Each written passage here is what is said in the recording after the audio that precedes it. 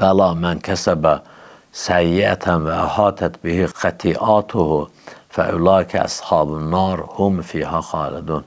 Bir dənə də ayədə buyurur ki, bəli, Bəqərə surəsi 81-ci ayə ki, kim pislik qazansa, günah qazansa və xətalarda bunu əhatə eləsə, yəni çox günah eləsə, əhatə eləsə xətaları bunu, deyir, fəulaikə əshabunlar. Bunlar cəhənnəmin yoldaşlarıdır.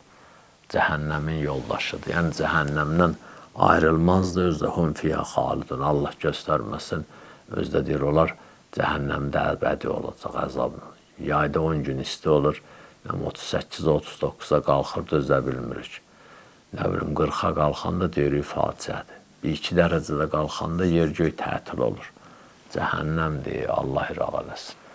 Oraya, dünya odu yoxdur. Məsələn, bir də hədisdə mən rast gəlib, deyir, cəhənnəmdən iynənin ucu qədər əgər dünyaya açılsa, iynənin ucu qədər deşik açılsa dünyaya, varlıq, yəni dünya, bax bu dünya, bildiyimiz dünyada görünən heç nə qalmaz. Dağı, daşı, hamısı məhv olar, gedər.